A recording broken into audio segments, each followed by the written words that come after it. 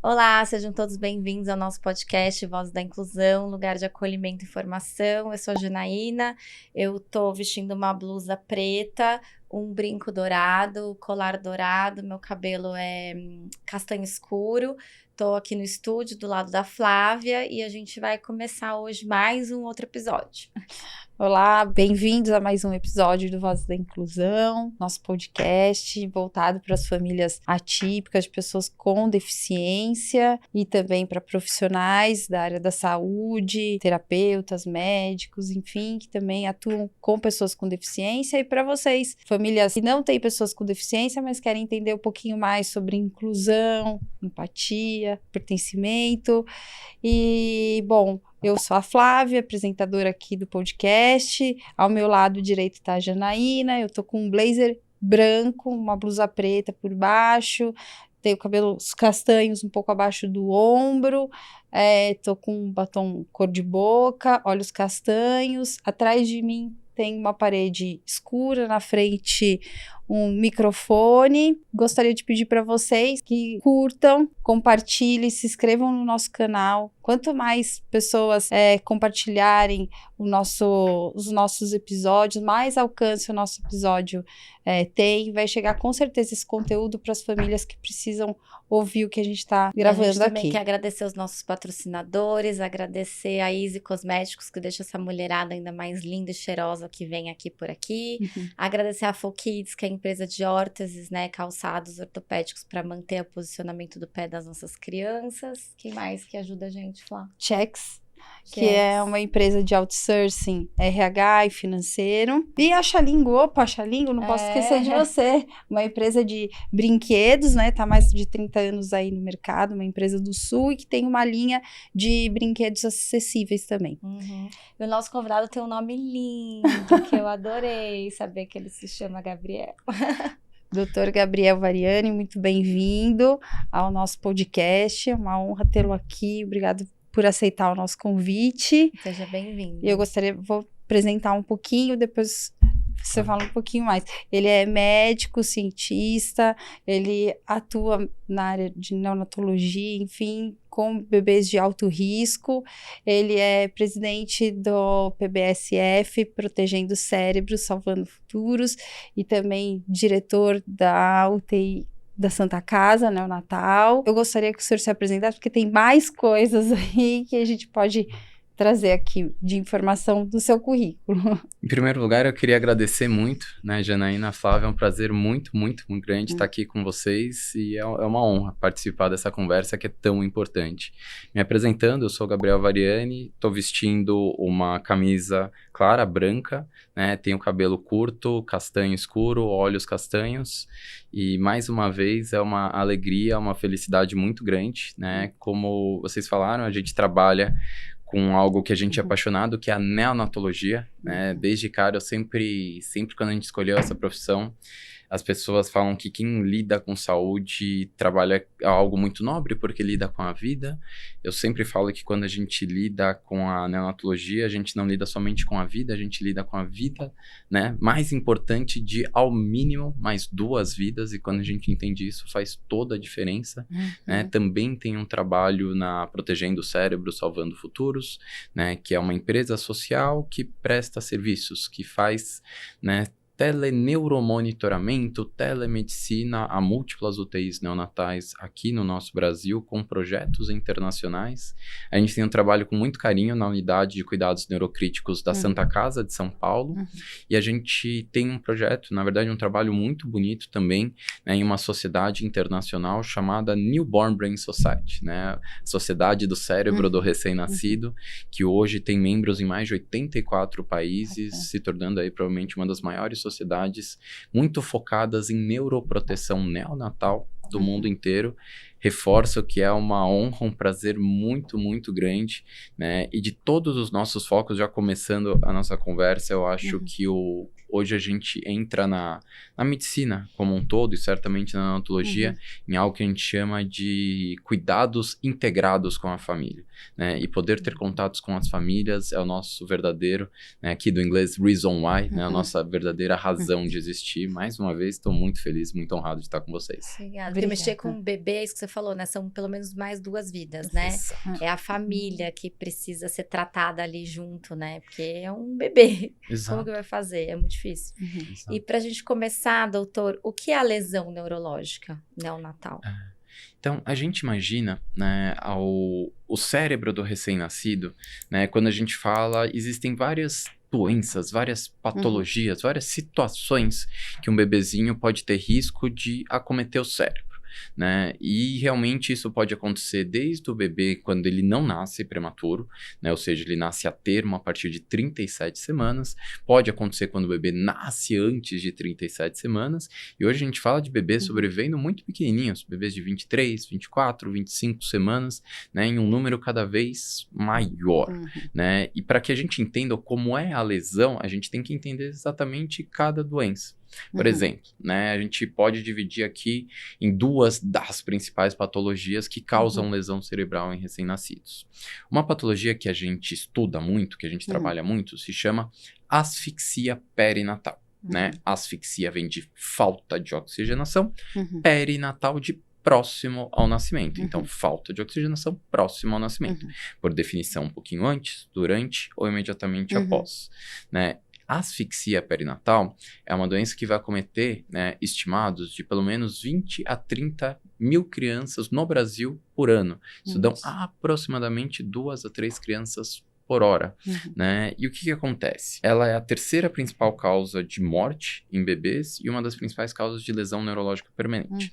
Imagina o seguinte, todo o nosso corpo precisa de oxigênio, todo o corpo. Isso inclui o coração, pulmão, intestinos, tudo, absolutamente tudo precisa de oxigênio. Mas o cérebro, né, é o órgão que mais precisa de oxigênio, é o que tem, a gente chama de maior demanda metabólica, então ele consome muito oxigênio. E quando falta oxigênio de forma súbita, o corpo inteiro sofre, mas o primeiro a sofrer é o cérebro, né? E o que acontece? Quando falta oxigênio de forma aguda, aquele neurônio, né, pela falta de energia, ele pode literalmente morrer, né? E o agravante então é o primeiro a sentir a falta e o cérebro é o órgão de mais difícil recuperação, né? Então, quando a gente fala, por exemplo, na asfixia perinatal, é lesão direta por falta de oxigenação e depois, na continuidade, vários mecanismos inflamatórios, mas enfim, por lesão direta por falta de oxigenação. O que é diferente, por exemplo, em grande parte dos casos do bebezinho prematuro. Porque o que acontece, né? O bebê prematuro, imagina, né, que o bebê, o nosso cérebro, as nossas conexões, quando a gente vê as imagens de um cérebro propriamente dito, né, aí quando um bebê nasce, recém-nascido a termo, e a gente vê a imagem neurológica, né, o formato do cérebro propriamente dito, ele é muito semelhante ao de um cérebro adulto, né? Porque muita das questões que se a gente lembrar, tem todos aqueles giros, né? Todo aquele formato muito típico do cérebro, né? Só que grande parte dessa formação vai acontecer, na verdade, dentro da barriga.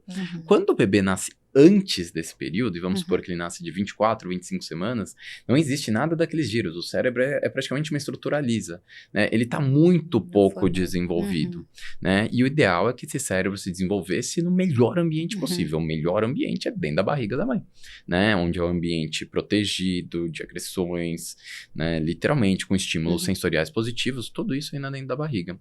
Só que quando esse bebezinho ele precisa nascer antes, né? Então ele vai sair do melhor ambiente de todos para um ambiente potencialmente muito agressor, né? Um ambiente onde frequentemente o bebê precisa ser, por exemplo, entubado, né? Onde ele pode ter infecções, onde o ambiente pode ser ruidoso, onde tem estímulos dolorosos, ruído, né? Então ele sai do melhor dos ambientes para um ambiente muito agressor. E esse ambiente agressor por si só também pode, seja por infecções, seja por dificuldade ventilatória, parte hemodinâmica de fluxo cerebral, tudo isso pode lesar, né, ocorrer sangramentos ou lesões cerebrais mesmo, né? E mesmo que não tenha lesão cerebral, ainda, né, esse desenvolvimento é muito diferente você desenvolver no melhor ambiente possível e para um ambiente mais agressor nesse momento tão crítico da vida. Então, quando a gente fala de lesão cerebral, existem várias formas, né? E desde lesões, a gente vai falar o termo técnico, né? A gente chama de hipóxico-isquêmicas, que são por falta de oxigenação ou falta de fluxo, mas podem acontecer sangramentos, que a gente chama de hemorragias intracranianas, ou as mais comuns, especialmente em prematuros, a gente chama de peri-intraventriculares, né? Podem acontecer lesões também muito comuns em prematuros, que a gente chama de leucomalácia, né? Que é de uma região bastante importante ali na formação daquele bebê. Podem acontecer hemorragias na parte do cerebelo dessa criança. Também são mais comuns do que a gente imagina. Isso pode ter outros impactos no futuro. Mas a gente lembra que quando a gente fala em neuroproteção, esse conjunto de duas coisas muito importantes. Né? Primeiro, evitar todas essas lesões que eu acabei de falar, mas não é só evitar lesões e promover um crescimento mais adequado possível. Aqui, especialmente, quando a gente ainda fala dos prematurinhos, que ele tem que formar o cérebro, né, do ambiente de dentro da barriga para um ambiente que é a UTI neonatal. Mas depois que o bebê nasce, tem essa possibilidade de evitar essas lesões? Através dessa neuroproteção que ele está falando. Isso. Então, o que existem? Existem hoje, a gente chama de bundles, né? Existem várias medidas, a gente acaba empacotando tudo isso que a gente chama de bundles, né? Que a gente consegue fazer que elas comprovadamente vão reduzir o risco dessa criança ter lesões cerebrais, como hemorragia perintraventricular, leucomalácia, lesões hipóxico-isquêmicas. E isso, né, eu sempre brinco que, infelizmente, não existe bala de prata. Não vai ter uma intervenção única, isolada, que vai conseguir evitar tudo isso, né? E começa desde antes do nascimento, desde o pré-natal adequado, o controle daquela gestação, mas mesmo ali próximo do nascimento. Por exemplo, a gente vê que o bebê precisa nascer prematuro, né? O obstetra, ele precisa fazer uma intervenção super importante, que é administrar o corticoide, idealmente ali 48 horas antes, ali, né, nas suas doses, medicações para a mãe ainda, como sulfato de magnésio, atenção ao nascimento, né? Ali logo quando o bebezinho nasce, equipe treinada em reanimação neonatal, para que o bebê que ele precise, se ele precisar de ajuda para respirar, que eu consiga fazer tudo isso de forma adequada, né? Eu evitar a hipotermia ali no prematurinho, né? E ter toda essa transição, especialmente o momento de mais lesão cerebral propriamente dito, são as primeiras ali 72, 96 horas de vida. Então, eu consegui, né, deixar o bebê, entre aspas, né, mais redondo, né, o bebê, entre aspas, de forma onde eu tenha menor número de intercorrências, a parte ventilatória adequada, hemodinâmica adequada, já começar a nutrição mais breve possível, né, e evitar literalmente essas flutuações de fluxo, de ventilação, eu estou protegendo o cérebro dessa criança, né? Então, sim, é muito possível quando a gente tem as equipes muito bem treinadas nesse pacote de medidas, né? E através de medidas mesmo, de qualidade da assistência, a gente mede com métrica, meta, né? Retreinamento, a gente tem uma redução do índice de lesão neurológica nas UTIs. E, doutor, por exemplo, quando você vai ter um bebê prematuro, que você sabe que o bebê vai nascer prematuro, por exemplo, foi o meu caso, que eu tive um problema placentário, sabia que o João ia nascer prematuro. Então, você já começa essas medidas antes do nascimento dele. Sim, e começa com obstetra e logo, né, e equipe muito preparada ali ao nascimento da sala de parto e já dentro da UTI, né, idealmente a equipe vai saber ali que ela vai receber um prematurinho extremo, por exemplo, né, que são os menores de 28 semanas e que eles necessitam de cuidados muito intensivos. E quando a gente fala da prevenção da lesão neurológica, ela é mais comum nesse momento de transição entre o período fetal e o neonatal. Então, por isso que a gente chama aí dessas primeiras 72, 96 horas são muito críticas. Que é o momento, inclusive, é muito comum antes, né, a gente chamava de períodos de manipulação mínima, né, do bebê. É isso mesmo, quando eles colocam lá. Mas hoje a gente está migrando para um conceito que a gente gosta muito mais. Eu, particularmente, gosto muito mais, que a gente chama de manipulação essencial, ou cuidados essenciais. Porque antes tinha um conceito muito grande que manipulação mínima é tocar o mínimo possível no bebê. E na verdade não é isso, né? Mesmo porque uma das coisas que é muito importante é já o cuidado dos pais muito próximo, mesmo nas 72 horas iniciais, né? O que aí, esse contato dos pais já é essencial. E por vezes vai depender de toda a equipe, da condição do bebê. Idealmente a gente, né? Nossa, mas é desse tamanhozinho assim. E doutor, como que faz? essa questão da... Desculpa só, uma intervenção aqui... questão da manipulação mínima, foi nisso que eu me apeguei, e no começo eu quase não colocava a mão no João, com medo que eu passasse alguma coisa para ele, sabe? Eu não queria que nem elas praticamente quase mexessem nele. E hoje assim, eu fico pensando, nossa, eu tinha que... Lógico, fiquei todo o tempo ali do lado dele, mas nesse começo eu tinha muito medo, não deixava nem meu marido colocar de pegar a mão, ou de contaminar, né? Não de pegar medo, no colo, né? É natural. Então, eles são desse tamanho, mas esse conceito já, né, pelo E é um visto... conceito muito novo, né? Tá. Esses conceitos de cuidado essencial, manipulação essencial, mas cada vez mais existem estudos, e isso depende sempre da experiência de cada centro, da experiência de toda a equipe, de quanto confortável tem.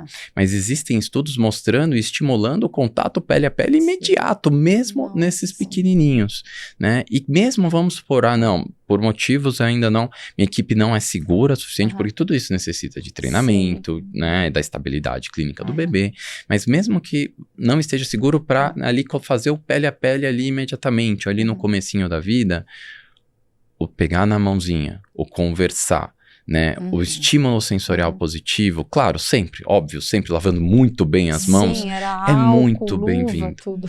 né? Eu sempre gosto de pensar, porque é o que eu falei, a barriga, quando o bebê ainda tá dentro da barriga, ele já escuta a voz de vocês, né? Ele tem uma série de estímulos sensoriais positivos, que é ter contato ali com a região ali do útero, ele tem, né, a segurança, ele tá geralmente numa posição em flexão já ali, tudo isso já acontece.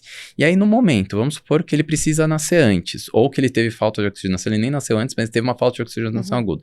Agora ele tá na UTI, num momento super crítico da vida dele. Ele vai deixar de conversar, de ouvir a voz dos pais, de deixar de ter esse contato? Não faz sentido. E o mais bonito é que os estudos mostram que isso é cada vez mais seguro, né? Que os sinais fisiológicos que a gente consegue medir dos bebês são estáveis, e tem estudos, né, literalmente ali sugerindo que é melhor, o bebê fica mais estável, né, quando ele está presente. E realmente os benefícios do contato pele a pele são inúmeros. É uma delícia. Quando chega esse momento e demora, né? Pra gente demorou 1 mês e meio, assim. Demora muito de pegar no colo. Não, pra pegar no colo. O que ele tá falando, né? Que agora pra chegar no colo. E a tendência tá cada vez mais precoce, né? E como eu falei, é uma curva de experiência para os centros, né? Um centro que tá acostumado a fazer, sei lá, depois de muitos dias, às vezes semanas, né? Não precisa fazer imediatamente após o parto, mas que traga para mais dias antes. Que seja no segundo, terceiro, quarto dia, enfim, o bebê tendo condições é sempre muito importante, né? Eu tive, graças a Deus, a gente tem uma colaboração muito legal com o time da Universidade da Stanford, lá nos Estados Unidos. E eu passei um tempo lá entendendo o que eles faziam mesmo. Eles têm, né, esse conceito de UTI neonatal neurológica, cuidados neurocríticos, né? E muita questão voltada ao neurodesenvolvimento das crianças. E é muito legal, eu lembro quando eu passei a primeira vez, né, um round, que eles chamam, mas é basicamente visitas a beira-leitos com as equipes, questões muito importantes. A família faz parte da visita, então a família faz parte ativa, perguntando, entendendo, questionando durante a visita, não são só os profissionais de saúde. Mas mais interessante que isso, né? A gente sempre fazia várias perguntas, esse bebê precisa disso, disso e disso. Mas a última pergunta é, esse bebê já foi pro colo hoje? Se foi, sim. E se não foi, por quê que não foi? Qual que é o motivo forte o suficiente que justifique que esse bebê não esteja fazendo contato pele a pele com essa família? Tem que ter um motivo muito bom, senão tem que ir. E é uma métrica muito interessante. E quais são os principais riscos de asfixia, prematuridade, convulsão? Vamos lá, a gente ainda... Convulsão é mais uma das questões interessantes, a gente pode falar sobre isso. Então, vamos começar sobre, então, de novo, asfixia. Então, imagina A história clássica da asfixia, né, é assim, é uma gestação que foi ali, geralmente, via de regra, até perto dos 9 meses ou 9 meses, né, e tá tudo bem. Até o momento que acontece alguma coisa aguda, que pode ser um sangramento materno mais importante, né, o cordão do bebezinho, às vezes, uma circular muito apertada. Existe um negócio que a gente chama de nó verdadeiro de cordão, que o cordão dá um nó nele mesmo e vira um nó, interrompe o fluxo sanguíneo e isso falta oxigênio para o bebê. Né? Pode acontecer um prolapso, o cordão ali num parto, o cordão ele sai antes do bebê, né? E ali nas contrações comprime o cordão, falta fluxo para o bebê, enfim, outras dificuldades. Então essas são causas comuns, por exemplo, de asfixia perinatal. Mas a história da família é muito parecida com essa. Olha, né, doutor, estava tudo bem, até fiz a meu pré-natal, foi bem no pré-natal, aqui perto do nascimento aconteceu alguma coisa aguda, por exemplo, um super sangramento, né? A gente chama de descolamento prematuro de placenta, por exemplo. E agora meu bebê nasceu. Ele não chorou ao nascer. A primeira coisa que chama a atenção das mães, meu bebê não chorou, né? Agora ele tá na UTI com alto risco de morte e se ele sobreviver, ele tem alto risco de lesões neurológicas permanentes, né?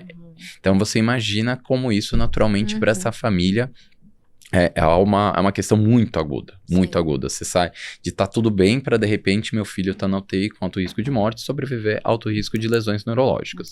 Então, essa é uma questão muito aguda, né? A prematuridade, vocês viveram isso, né? É algo, por vezes, muito parecido, né? A única questão que muda aqui é que você tem aqui que você sabe que o bebê vai nascer prematuro. Então, de quebra, né? Ou de cara, você já sabe que ele vai precisar de uma UTI neonatal, que ele vai precisar de todo esse suporte. E quando eu tenho, né, a asfixia, aqui a prematuridade, o bebê precisa ir para a UTI neonatal, né, a gente vai ter toda essa questão que a gente falou dos cuidados voltados à neuroproteção, né, mas bebês de risco de lesão neurológica propriamente ditos, também eles têm riscos para algo que a gente chama de crises convulsivas, né, e algumas coisas são muito importantes em relação a esse tópico. Primeiro, em nenhum momento da vida se convulsiona mais do que a gente recém-nascido, ou seja, a incidência de crises convulsivas é maior em bebês do que em qualquer outra faixa etária. Não sabia. E tem duas coisas que chamam muito atenção em bebês, né? Primeiro, né, o que acontece? Como as conexões são muito imaturas, né, até mesmo no bebê que não nasce prematuro, 80, 90% das vezes que um bebezinho convulsiona, ele não pisca o olho, não mexe o dedo. Impossível. Literalmente impossível saber se o bebê tá convulsionando sim ou não. Por isso que eles fazem aquela monitorização. E aí a gente precisa do monitoramento, que a gente coloca eletrodos na cabeça do bebê, especialmente se o bebê tem um risco maior, né, asfixiado 100%, os prematuros, muitas vezes, né, depende um pouquinho de protocolos dos hospitais, alguns hospitais colocam em todos, alguns colocam nos bebês quando eles têm uma lesão cerebral identificada. Eu não lembro do Gabriel com isso. Não? Depende um pouquinho. Às vezes, se o bebê ele não tem uma lesão cerebral ali identificada ou hemorragia ali no começo. Enfim, depende um pouquinho de protocolos. E o que acontece?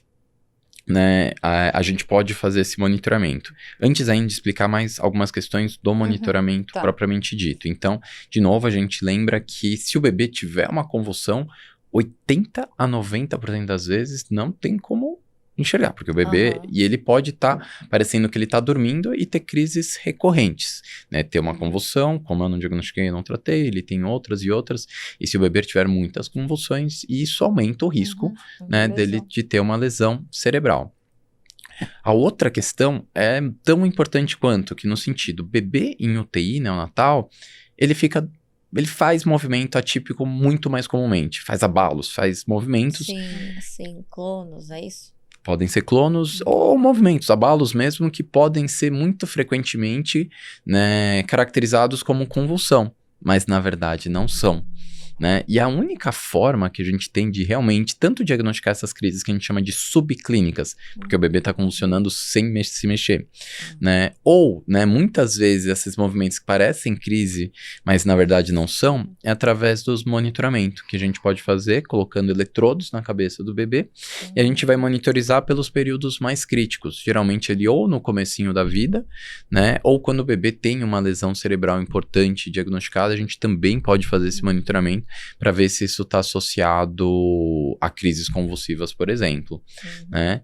Isso, como eu falei, pode acontecer muito na prematuridade, mas a patologia ainda no período neonatal mais comum de levar a convulsões é a asfixia perinatal, né? Onde as convulsões são muito mais frequentes no primeiro dia de vida, né? E ainda, né, muito no primeiro dia de vida, o risco cai no segundo, cai mais no terceiro, né? E aumenta um pouco no quarto dia de vida. A gente está falando dos bebês com asfixia. Por quê? Né? Uma pergunta bem justa. Porque, na verdade, os bebês com asfixia propriamente dito, existe um tratamento muito curioso, que a gente chama de hipotermia terapêutica, que a gente, no prematuro, a gente evita a hipotermia. Né? Isso é muito importante para o prematuro.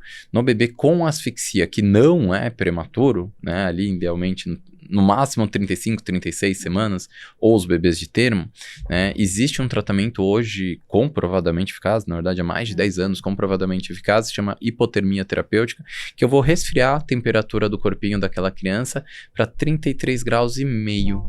Vou manter por 3 dias seguidos e vou reaquecer bem devagarzinho, 0,2 a 0,5 graus por hora, né? Até reaquecer, né? E esse tratamento é comprovadamente, esse aqui sim, comprovadamente eficaz para reduzir o risco de morte ou sequelas neurológicas em bebês com asfixia, né? E quando a gente, voltando só para conectar com a questão das convulsões, né? As convulsões são muito mais comuns quanto mais próximo da lesão, né? Então, as primeiras 24 horas, nesse caso, que a falta de oxigenação aconteceu próximo ao nascimento, e elas vão ser um pouco mais comuns também no reaquecimento. Por isso que o quarto dia de vida convulsiona, né? Ou tem o risco de convulsionar um pouco maior. A asfixia, tem como evitar?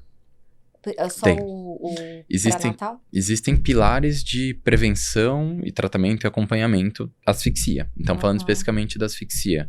Então, sim, né, quando a gente faz o pré-natal mais adequado, essa mãe não tem comorbidades, diminui o risco de asfixia.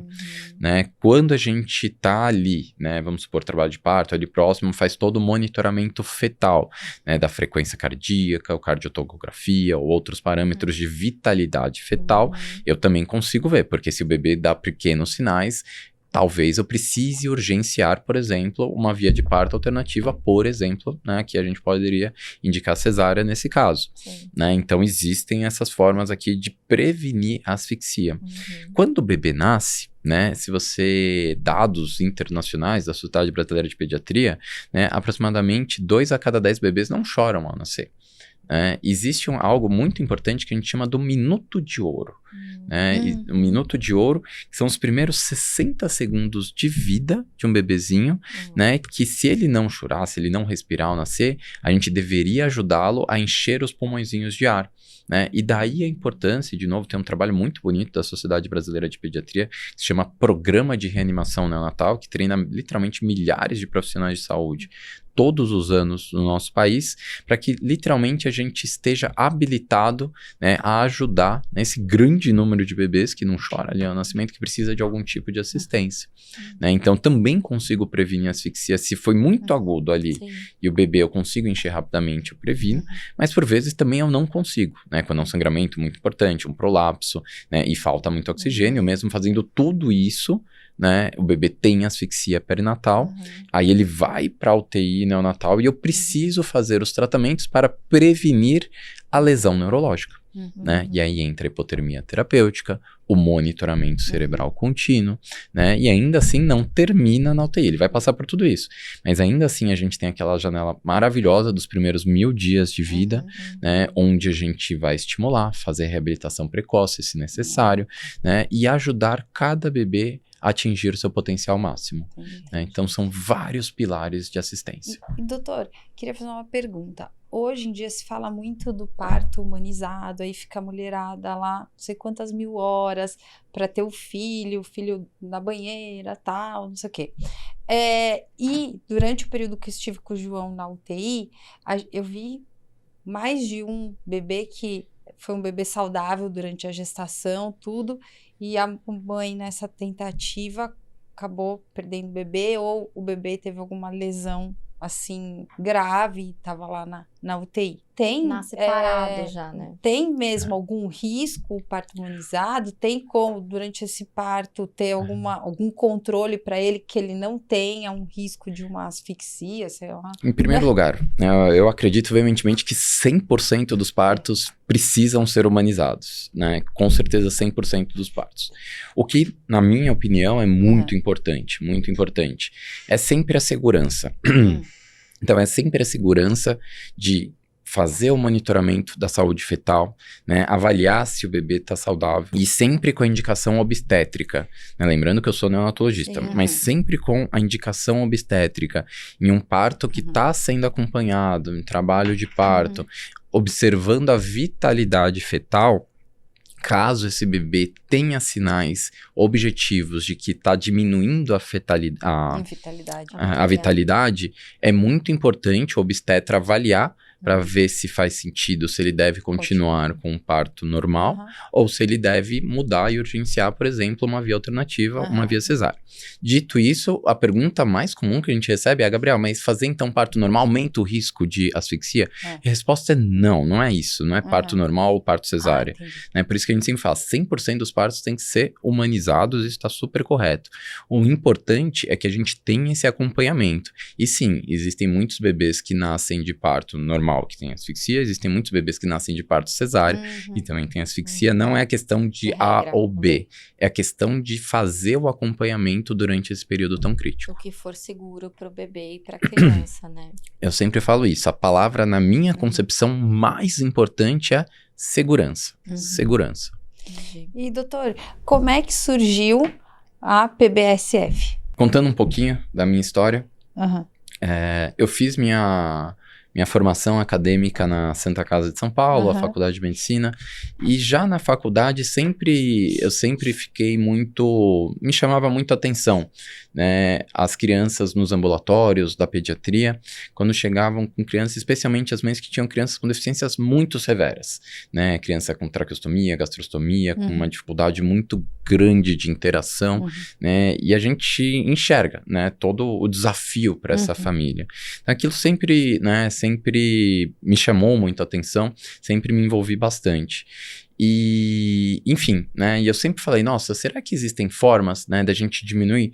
Eu sempre falo que na medicina nem sempre ou nem nunca, vou repetir isso várias vezes no nosso podcast, não existe bala de prata, mas talvez existam, né, possibilidades de que a gente consiga atuar cada vez mais precoce, né, e que eu consiga diminuir, né, esse risco de lesão, pelo menos diminui a extensão da lesão, né, que é muito diferente uma criança que não conversa, que não se alimenta sozinha, que não respira sozinha, de uma criança que pode ter, né, alguma deficiência, mas que tem uma qualidade de vida muito bacana, né, muito interessante. Então a gente sempre pensou, poxa, tem alguma coisa que a gente consiga fazer para reduzir a extensão, prevenir sempre que possível? E tive a possibilidade, né, graças a Deus, de visitar, conhecer serviços mesmo fora do Brasil, desde de Canadá, na Inglaterra, nos Estados Unidos, e eu lembro que em 2015 eu conheci um programa maravilhoso na Inglaterra, na Universidade de Cambridge, chamado BBOP, Baby Brain Protection. Era meio que em caráter, entre aspas, caráter de lei, todas as crianças que nasciam no leste da Inglaterra, com um diagnóstico, nesse caso, de asfixia perinatal, obrigatoriamente tinham que receber o tratamento com hipotermia, mais monitoramento e tal. Eu falei aquilo, eu olhei, fui direto no líder do programa, né, e falei, nossa, olha como o governo é altruísta, né, lá é 100% governamental. Ele falou, e bateu no meu ombro assim, aquilo mudou minha vida. Ele falou, Gabriel, não se engane, ninguém aqui está sendo altruísta. Primeiro, por que isso vira política em ampla escala? Por dois motivos bem importantes. Primeiro, standard of care. Funciona, existe comprovação científica que funciona, que é importante. Mas talvez ainda mais importante que isso, né? A custo-efetividade de prevenir que uma criança tenha sequela neurológica a longo prazo, né, justifica a sua implantação em ampla escala, né, e quanto maior o número de crianças que receberem, óbvio que necessitem do tratamento, mas que receberem, maior é a custo-efetividade. Ele até brincou, quando você voltar para o Brasil e as pessoas dizerem que o Brasil não é a Inglaterra e não dá para fazer, é justamente por isso que vocês deviam fazer, porque quanto menos recursos você tem, mais recursos você tem que economizar, salvar. E eu lembro que eu voltei para o Brasil em 2015, né, cheio de ideias brilhantes, bati em várias portas e o que eu mais ouvi é, você tá maluco, o Brasil não é a Inglaterra, porque eles fazem lá, não dá para mimetizar aqui, né, e foi um baque meio grande, né, Por causa de falta de recursos? Por falta de falar, não, a gente não tem recurso. Essa Sim. tecnologia, né? A gente ouve muito, o Brasil não tem o básico, né? Mas, assim, lembre, isso daqui é investimento. E na minha concepção, prevenção de sequelas neurológicas é o básico, certo? Sim. Faz parte de todo o cuidado básico. Mas justamente salva recursos. E entre sim e não, né, a gente foi conectando pontos. A gente pensou, poxa, Brasil... Primeiro, existem esses tratamentos que são comprovadamente eficazes. Brasil, país continental, existem vários Brasis dentro do mesmo Brasil, isso é real. A gente não tem, recursos são limitados, cobertor é curto. E aí foi dali que a gente pensou, poxa, tecnologia pode ajudar. Né? Talvez possa ajudar. A gente chegou a fazer uma pesquisa bem legal com mais de 1.000 profissionais de saúde na área. E, de novo, aí voltado muito na questão de como o seu centro tratava os bebês com asfixia perinatal. Né? E a gente olhou ali que a grande maioria não conseguia fazer toda a estrutura mais adequada. Né? E aí a gente pensou, poxa, né, talvez se eu utilizar a tecnologia com centro, né, especializado, como uma espécie de central de monitoramento, né, concentrando os recursos mais especializados aqui, e utilizar, a gente está falando de 2016, onde isso praticamente não era falado, né, e levar assistência por telemedicina, por monitoramento, assistência especializada, a gente consegue reduzir esse gap.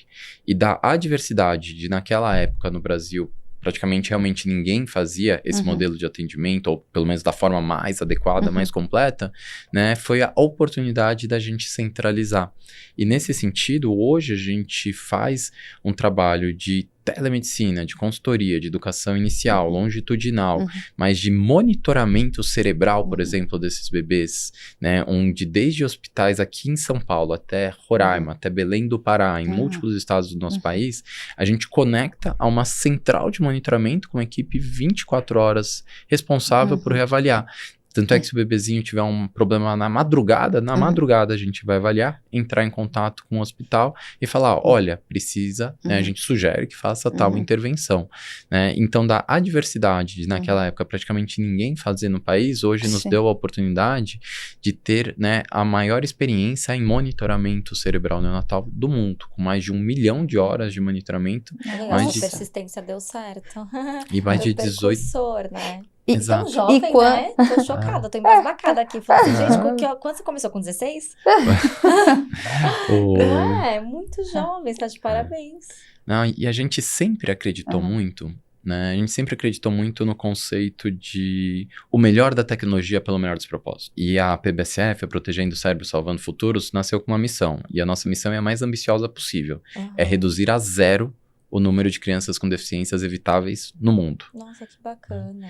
E a melhor forma que a gente enxerga desde o começo, com certeza, foi através de tecnologia. Como é que a gente escala esse serviço ou esse trabalho que é tão especializado? Né? E aí vem questões desde agora, né? Hoje, tem que tomar cuidado quando fala que tá no hype, né? Mas inteligência artificial... Então, qual que é o papel da IA? Tem o papel da IA nisso tudo? Tem um papel gigantesco. Com certeza. Gigantesco. Hoje, doutor, aqui no Brasil vocês fazem monitorização em quantos hospitais? Nesse exato momento são 52 hospitais no Brasil, mas a gente já teve projetos de pesquisa, né, monitorizando bebês desde os Estados Unidos até na Índia. Né? Então, esse modelo de cuidado não conhece barreiras físicas. Tem uma série de outros desafios, naturalmente, mas não conhece barreiras físicas. Então, você consegue levar atenção especializada a qualquer local do mundo que tem internet. Uma vez que exista hoje, né, conexões por internet de satélite, você pode levar a qualquer lugar do mundo. E no Brasil, esse serviço que vocês oferecem, tem hospitais públicos também? Sim. E isso é muito importante, né? Porque o que acontece? Hoje, né, a gente monitorizou até então cerca de 18 mil crianças. É a maior experiência descrita no mundo inteiro. Nesse atual momento, mais de 50% das crianças monitorizadas são do SUS. São do setor público. Ai, que bacana. Né? E, de novo, é um serviço, né? Crianças de alto risco de lesão cerebral estão no setor público e estão no setor privado. Mas o setor público, por si só, tem desafios próprios, onde o número de crianças é, inclusive, maior. Então, nos alegra muito. Aqui, no município de São Paulo, isso é uma vitória muito grande.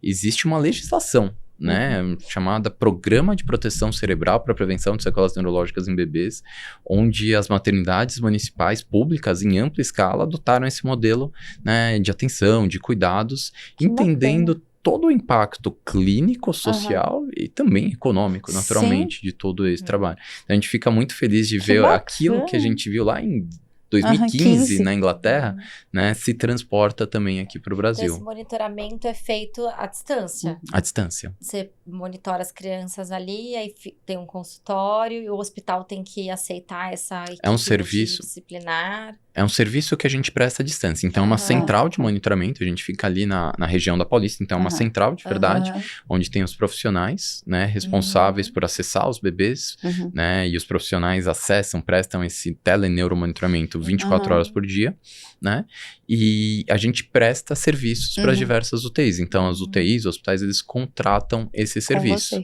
E aí São Luís não tinha, em 2019. Nessa época não tinha, acho que não. Hoje a gente trabalha, né, no São na Rede Dor. Isso. A gente trabalha mais recentemente. Em 2019 a gente não... E aí, por exemplo, nessa monitorização, os pais, eles ficam em contato, eles ficam sabendo dos riscos, olha, a gente conseguiu evitar tal coisa, a gente vai acontecer tal coisa. Existe um trabalho muito grande da equipe Beira-Leito de explicar, justamente, e é muito explicar primeiro o que está sendo acontecendo, né? Por que tem eletrodos na cabeça do seu bebê ou outros sensores, existem outras formas também, a gente pode falar de outras formas de monitorizar o cérebro, né? Mas eles também explicam os resultados, né? Falam, olha, a gente está vendo isso, o padrão da atividade elétrica tá dessa forma, teve crise ou não teve crise, né? Tudo isso tem que ser, aliás, né? Tudo isso naturalmente é explicado para os pais. E pequeno parênteses, já que a gente está falando do monitoramento, quando a gente fala de olhar para o cérebro do bebê, para atividade elétrica, todo mundo lembra das crises convulsivas, que é algo que chama muita atenção. Mas é muito mais do que isso. Lembra que um cérebro saudável vai ter atividade elétrica saudável. Um cérebro doente tem atividade elétrica doente. E eu consigo, só de colocar esse tipo de monitoramento, eu consigo ter essa informação. Ele tem relação prognóstica e ele é um monitor, eu gosto de pensar como um monitor de função ou saúde cerebral, que está indo tudo bem com o bebê, eu consigo ver as ondinhas saudáveis. Isso dá um acalento muito grande pra gente também. Não é só fazer o ultrassom, né, ou exame de imagem, isso é uma parte fundamental. Mas ali, quando a gente vê a função, a atividade, também é mais uma informação adicional muito legal. E por vezes a gente tem N casos que a gente vê que a atividade estava super saudável, aí acontece alguma coisa silenciosa com a criança e um dos primeiros parâmetros, se não o primeiro parâmetro a atenuar é a atividade elétrica, que dá o trigger pra gente falar, olha, preciso entender, às vezes coleto um exame, né, ou reavalio o ventilador, reexamino a criança, enfim, eu literalmente faço uma investigação para entender por que o que estava normal ficou anormal. E muitas vezes você diagnostica antes do oxímetro de pulso ou de outras questões. E nesse sentido tem um outro monitoramento, o nome é difícil de falar, chama espectroscopia de infravermelho próxima, é um nome difícil de falar, né? O nome do inglês a gente chama de NIRS, mas que é um sensorzinho, né? Vocês, né, que viveram essa experiência da UTI neonatal conhecem muito bem o oxímetro. Aquele vermelhinho que fica no pezinho. Esse é o oxímetro de pulso. Tá. Que todos os bebês na UTI usam o oxímetro que vê lá a oxigenação do sangue, e ele consegue ver batimentos cardíacos também. Aquele negócio, leitura, apita. E o bebê mexe, aí perde a leitura, é muito comum. Só que o que acontece? Esse é um medidor que vê a oxigenação no sangue arterial, que basicamente é a oxigenação global do bebê. Existem sensores, assim, NIRS, que a gente coloca aqui um sensorzinho grudado na cabecinha. Isso também é muito novo, isso é muito recente. Que a gente coloca um sensorzinho na região da cabeça, a gente pode colocar um outro sensorzinho, por exemplo, na região das costas aqui, para ver a oxigenação dos rins, por exemplo. E o que é interessante que é, o bebê pode estar com o oxímetro normal, com todos os monitores dos sinais vitais normais. E ainda assim, por exemplo, tá com uma oxigenação do cérebro mais baixa, né? E esse é um biomarcador muito precoce. E quando eu enxergo esse tipo de coisa, eu vou investigar a criança para literalmente entender. Olha, né, investigando aqui, está falando que não está bem, e por vezes ele está um pouco mais anêmico do que normal, a ventilação poderia ser melhor ajustada, né, talvez a pressão arterial ali estava meio limítrofe, mas talvez eu precise dar algum remédio para aumentar um pouquinho mais, para melhorar a perfusão, o fluxo sanguíneo do cérebro. Então tudo isso vai muito numa linha, né, quanto mais dado eu consigo coletar daquele paciente, numa linha que a gente gosta muito do que a gente chama de medicina de precisão, né? Que eu consigo coletar tantos dados fisiológicos, num cenário ideal até genéticos, mas mais comumente fisiológicos daqueles bebês, que eu consigo individualizar aquele tratamento, eu consigo entender a situação dele e promover um tratamento específico para ele. Essa é uma evolução da visão da saúde e da medicina que a gente está transicionando agora, que a gente chama de medicina de precisão. Tá. Já teve um caso marcante para você? Deixa eu só fazer uma pergunta antes disso. Doutor, tem algum projeto de lei, alguma coisa nesse sentido, ou, enfim, alguma parceria pública aí para que isso seja expandido para outras regiões do país, exatamente, que seja Existem... algo obrigatório e ofertado para vários hospitais da rede pública, enfim. Existe inclusive projetos de leis federais tramitando, pensando, né, focando muito nessa questão de neuroproteção, né? Lembrando que neuroproteção é um conceito bastante amplo, mas que sim, né, que estão focando ali na importância de adotar metodologias, né, que consigam ali literalmente melhorar as probabilidades, melhorar as chances daqueles recém-nascidos, né, terem menos lesão cerebral, terem um melhor prognóstico. Então, existe um esforço naturalmente muito grande, muito importante de levar esse tema, né? De levar esse tema que é, obviamente, muito importante. Muito, porque é isso que você falou, que lá em 2015 eles falaram, né, sobre esse aspecto, você investir nisso agora para evitar lá na frente um custo, né? Você tem uma criança com deficiência que precisa de milhões de terapias, isso é um custo para a família no âmbito, né, do tratamento particular, quanto para o Estado, né, depois todo o desenvolvimento daquela criança, depois na vida adulta, mais um benefício que ele vai pagar. Então, se você pode reduzir essa lesão, né, agora nesse âmbito, é muito melhor. Exato. Não, é o Faz famoso muito sentido ciclo, isso. É o ciclo vicioso. Todo mundo ganha quando mais crianças podem ler, aprender e contribuir. Exato. Todo mundo ganha. Né? Então, a gente é muito feliz, é sempre uma batalha. Né? A gente lembra, o Brasil é sempre a questão do cobertor curto, os recursos sempre são... Mas quando você entende que isso é uma estratégia de medicina realmente preventiva, né? E que, na verdade, isso daqui não é custo. Na verdade, isso daqui é investimento que retorna muito rápido, né? Faz toda a diferença. Então, sim, existe esforço com audiências públicas, projetos, né? E é um trabalho muito, muito bacana, né? E até, falando um pouquinho, eu acho que existe um conceito que a gente chama de saúde baseada em valor, né? Que a gente sempre fala que qualquer estratégia que eu pense em saúde em ampla escala deveria ter 5 grandes objetivos. Primeiro é melhorar o desfecho clínico do bebê, sim. Né? Se eu quiser uma estratégia nova, eu tenho que melhorar o desfecho. Depois, melhor experiência pro família, pro paciente. Terceiro, melhor experiência pro profissional de saúde. Quarto, e a gente vai falar bastante sobre isso, redução de custo para o sistema. E, por fim, maior equidade. Né? Perceba que esse modelo de projeto, talvez ele atenda esses 5 grandes pilares. Primeiro, porque melhora o desfecho, menos bebês com lesões neurológicas. Melhor experiência para o paciente, com certeza. Né? Se você tem menos lesões neurológicas, a experiência é muito boa. Para os profissionais de saúde, cada vez melhores assistidos, com mais informações para tratar aqueles pacientes críticos. Redução de custo, a gente vai falar, onde a gente vai destrinchar um pouquinho mais, e maior equidade. Né? A tecnologia, ela não vem, né? A gente ouve muito, isso não é para o Brasil, de novo, a questão do básico, especialmente, até quando você sai do estado de São Paulo, até um pouquinho, é mais desafiador, naturalmente. Mas a tecnologia, ela não vem para aumentar o abismo entre quem tem mais recurso e menos recurso. A tecnologia vem justamente para aproximar. Ela serve para isso desde os tempos pré-históricos. A tecnologia foi feita para resolver os problemas, certo? Então, a gente acredita nesse cenário. E quando a gente implementa esse modelo de cuidado, é redução no curtíssimo, no médio e no longo prazo. Se você quiser saber do curtíssimo prazo, uma das principais, o que, né, a gente consegue reduzir, ou esse modelo, né, se propõe a reduzir, é uma questão muito importante, por exemplo, que é tempo de internação.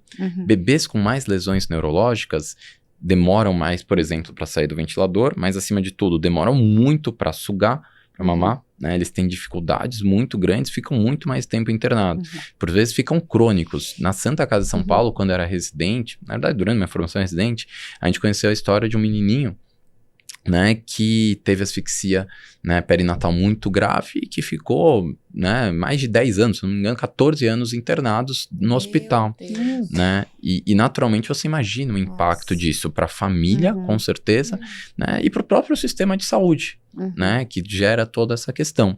Então, por si só, né, existe aqui tempo de internação. Bebês com menos lesões ali no minuto zero ficam menos tempo internados. Existe um custo muito grande com diárias de UTI neonatal, isso é natural. Sim. Mas, além disso, é menos uso de, por exemplo, medicação anticonvulsivante, medicações desnecessárias, cirurgias, né? E sim, toda vez que você ainda tem alta e a criança não tem, ela vai reinternar com uma frequência muito menor, home care, e sem dizer de todo o custo depois social. Então, aí já olhando para o médio e longo prazo, né? Então, faz muito sentido. E hoje a gente vem mostrando, né? A gente tem dados, né? Desde o setor privado, o setor público, mostrando uma redução aí específica desse trabalho, né? De literalmente um grande número de dias de internação hospitalar. Por quê? Porque reduz o bebê que ia ficar 10 dias, passa a ficar 9? Não, na verdade, você reduz o número de crianças crônicas. E tem bebês que ficam 300, 400, 500, 600 dias internados. E quando a gente consegue reduzir esse número de cara, você tem um impacto muito grande, né? A gente tem um trabalho com a Maternidade Interlagos recentemente, né, que eles têm um grupo, uma casa de apoio para os pacientes que ficam mais cronicamente. A gente conversou com eles e falou, nossa, doutor, tá diminuindo o número de mães que estão ficando aqui, é uma coisa muito interessante. A gente recebeu aqui uma mãe, não sei se já ouviu falar dela, Aline Bertolozzi, que o filho dela é eletrodependente. E ele era para viver de home care, e ele vive com uma mala e ela criou a bolsa Outcare. Já ouviu falar dessa bolsa? Que você leva o aparelho, a criança ligada o tempo todo, e ela fala que viver cura. Então, assim, você tá falando 14 anos na internação, eu não consigo imaginar. Imagina não levar seu filho na praia, não levar o seu filho passear no parque.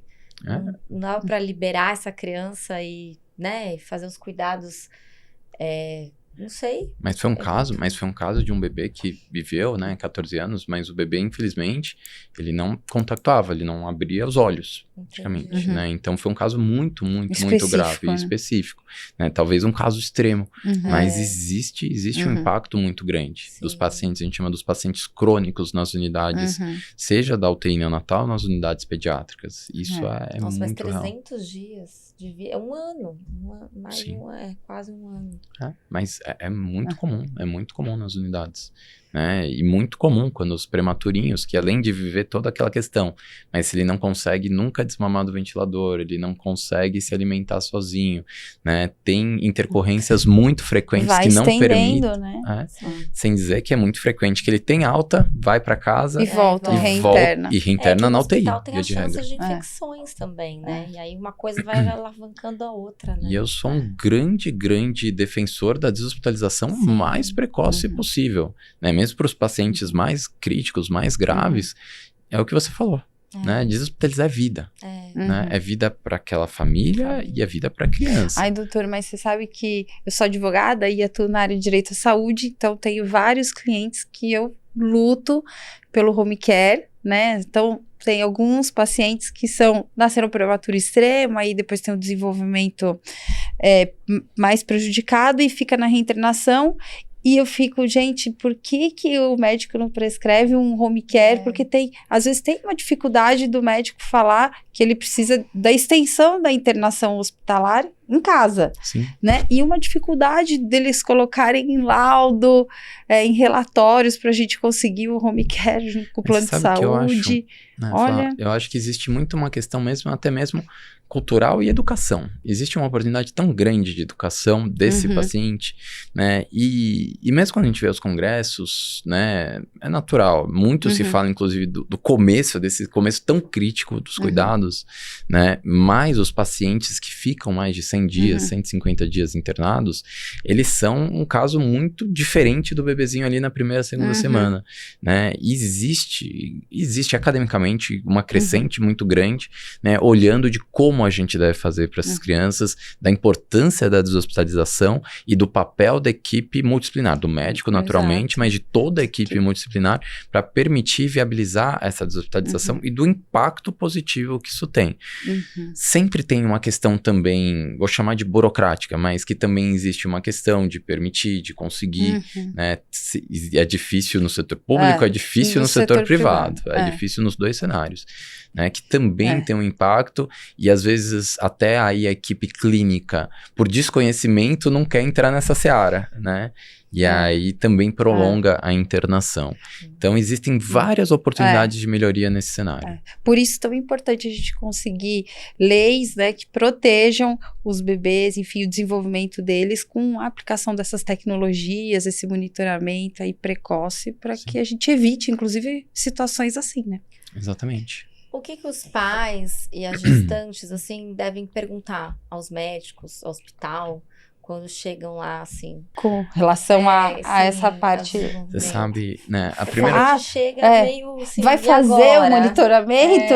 Porque a mãe chega totalmente sem sabe o que uma das coisas que a gente tem, né? E por isso que eu gosto tanto das campanhas. O Setembro Verde Esperança é a campanha nacional de conscientização da asfixia. O Novembro Roxo, a gente acabou de passar para o Novembro Roxo maravilhoso, né? Da prematuridade. Para mim, um dos pontos mais críticos da sociedade é que as pessoas não conhecem esse problema. Né? Muitas pessoas vivem esse problema, mas quando você vai falar às pessoas, né, prematuridade ainda é um cenário um pouco melhor, porque as pessoas ouvem, né, quando alguém fala, eu tive um bebê prematuro, as pessoas conseguem compreender. Sim. Asfixia perinatal, ninguém tem incógnita total. Mas mesmo na prematuridade, apesar das pessoas compreenderem que o prematuro é o bebê que nasce antes da hora, eles, de fato, quem não passou por isso, não tem a menor ideia do que é prematuridade. Eu nunca fui saber. Prematuridade extrema, então. Exato. Né? Todo o desafio, né? A jornada da mãe, do pai, dentro da UTI neonatal. Né? E, de novo, voltando para a prematuridade, é a montanha-russa, né? Sim. Hoje tá tudo bem, deu tudo certo. Amanhã, nossa, ele teve uma dessaturação, aconteceu isso, pegou uma infecção, tive que reentubar, enfim. Essa montanha-russa ao longo de semanas, meses, né? Então, isso é um impacto muito grande. E, via de regra, olha, grande minoria das pessoas, infelizmente, conhecem. E se as pessoas não conhecem, né, como é que a gente vai ter, né, literalmente, bandeira suficiente para mudar o cenário? Então, isso é muito importante, né? Então, esse conhecimento. A palavra é segurança. Na minha concepção, é segurança, né? E existe a segurança, né? Os pais saberem, né, antes de mais nada, que aproximadamente 10%, depende de 10, 12, em alguns lugares 14% dos bebês que nascem no hospital vão para UTI. Então, a primeira coisa que os pais deveriam perguntar, esse hospital tem uma UTI? Né? E essa UTI tem, né? E aí, o que eu fortemente falo, se meu bebê tiver um quadro grave que ele precise, ele tem conceito, suporte de neuroproteção? E sim, né, a gente trabalha com isso, então obviamente a gente precisa defender. Ele consegue, se meu bebê tiver risco de uma convulsão, ele vai conseguir ter o diagnóstico adequado, ou seja, ele vai ter esse sistema de monitoramento. Se ele tiver asfixia, esse hospital faz hipotermia terapêutica. Mas ninguém quer que aconteça. Não, é que quando a gente é gestante, a gente jamais vai pensar que vai passar por isso, mas é importante. A pessoa fala, tô grávida, mas tem tantas coisas que podem acontecer, né? E eu acho que a palavra mais importante é segurança, né?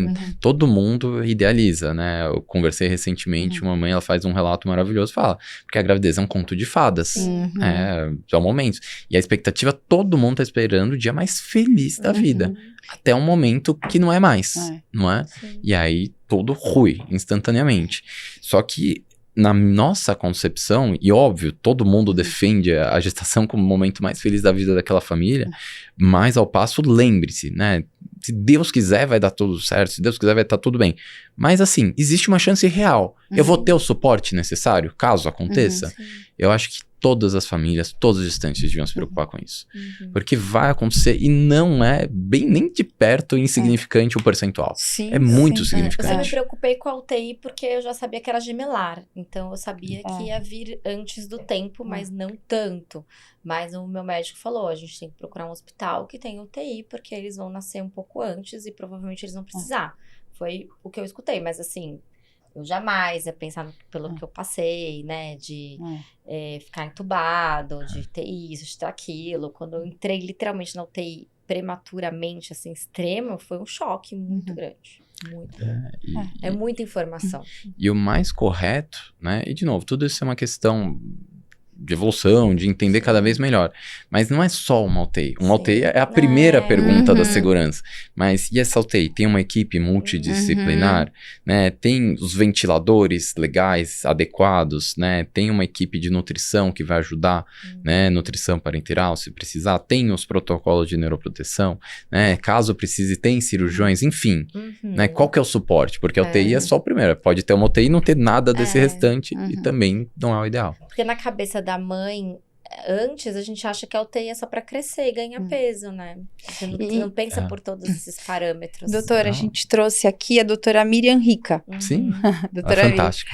E a gente estava conversando com ela aqui, batendo papo, né? E ela falou que no Brasil, que fora do Brasil, tem assim, a família é tratada um pouco diferente nas UTIs neonatais. Os médicos trazem um pouco mais da realidade. Aqui a gente ainda está muito assim, fica mais na parte emocional e fica meio que pisando em ovos.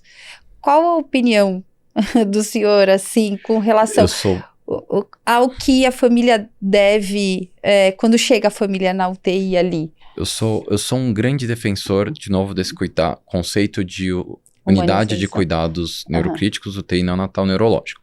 Quando a gente desenha, né, no Congresso Brasileiro de Perinatologia, eu tive a oportunidade de ministrar uma aula sobre esse conceito que se desenhou no mundo, né? E é muito legal, porque o desenho, né, da UTI neurológica é assim: equipe médica, equipe de enfermagem. Imagine um triângulo: equipe médica, equipe de enfermagem, a equipe da neurologia, para uma UTI neurológica é importante, toda a equipe multidisciplinar e outras especialidades médicas ao redor, e um círculo no centro. Esse círculo é a família. É tudo voltado para a família. E antes a gente chamava de cuidados centrados na família, que era tentar trazer a família mais próxima, tudo mais. Hoje esse conceito evoluiu para cuidados integrados à família, onde quem realmente faz isso, a gente vê isso muito, por exemplo, na Suécia, né, que tem resultados maravilhosos, né? A gente, literalmente, a família, né, aquela questão básica que definitivamente família na visita, a família ao centro ali, ela tá integrada, mas há muitos lugares agora no mundo que a família faz literalmente parte do cuidado. Ela ajuda na manipulação, o leite vai dar por sonda, a mãe vai lá e coloca o leite e dosa o leite, ajuda na manipulação, vai trocar fralda, quem troca são os pais, né, vai dar banho, quem não são os pais, né, dependendo da medicação que for, dependendo, óbvio, do grau. Não vai fazer um pique, né? Exato. Mas os pais são integrados ao cuidado, eles fazem. Na Suécia, existem UTIs que ao lado da incubadora tem uma cama adulto. Por quê? Porque a mãe não sai do hospital, né? Não sai. E esses resultados são maravilhosos. É onde se você faz mais canguru, onde você faz mais pele a pele. E não é à toa, resultados são maravilhosos. Por trás existe, não é simples, o Brasil tem tido vitórias expressivas em legislação, né, dentro da UTI neonatal, isso é muito legal, né, mas existem lá também legislações pesadas, né, de licenças, assim, de meses, anos, né, que aquela família vai estar voltada para aquela criança. E, de novo, não é altruísmo puro. Não, somos altruístas com os pais. Não, eles sabem do impacto de um prematuro, se ele tem o melhor desenvolvimento ou o pior desenvolvimento, que isso impacta para sempre depois, né? Então, de novo, eu acho que são vários conceitos muito interessantes. Que legal, eu tive um contato depois que a gente saiu da UTI e tudo, eu fiz uma página no Instagram, chamava Mães Pequenos. E aí entrei em contato com algumas ONGs aí, espalhadas pelo mundo. Então, no Canadá, eu vi que a UTI também, lá, o UTI neonatal também já é bem avançado. Super.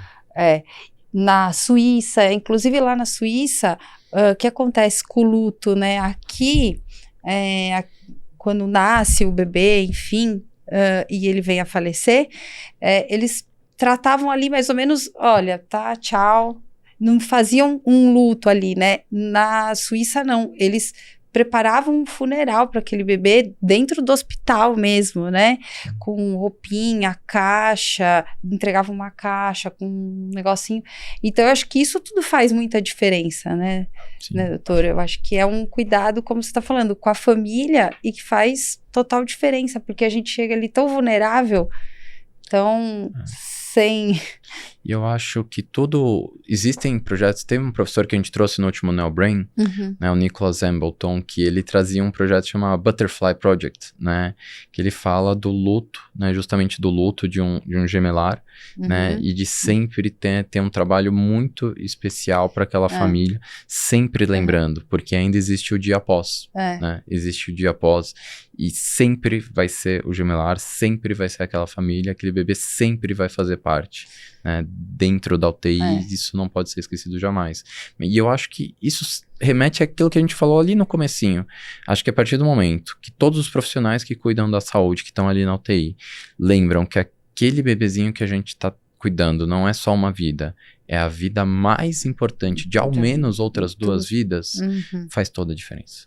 E no final do dia, todo o trabalho que a gente faz, todos os nossos estudos, né, a gente acorda para trabalhar no hospital, existe um motivo, existe um reason why. E o reason why são as famílias, são os bebês. Doutora, a gente está chegando no fim. Antes de chegar no fim, você tem alguma mensagem final para falar para os pais, para as famílias que estão assistindo? Tem uma frase que eu uso muito, desde quando a gente começou todo esse projeto, do Anthony Lakes, diretor executivo da Unicef, né? É uma frase longa, vamos ver se eu lembro. Anthony Lakes, ele falava o seguinte: em algum lugar, alguém está dizendo ao menino que ele não pode brincar porque não consegue enxergar. Há uma menina que ela não pode ler porque não consegue enxergar. Brincar porque não consegue andar, não pode ler porque não consegue enxergar. Pois é, esse menino merece uma oportunidade para brincar. E todos nós, foi a maior verdade do mundo, todos nós ganhamos quando todas as crianças conseguem ler, aprender e contribuir. O futuro será desafiador. Não é fácil prevenção de sequelas neurológicas em bebês de risco, verdade seja dita. Mas crianças não aceitam limites necessários, nós também não deveríamos aceitar, né? Fecha o parênteses, e essa inquietude é o que a gente, né, faz essa urgência para todos, para toda a sociedade, né?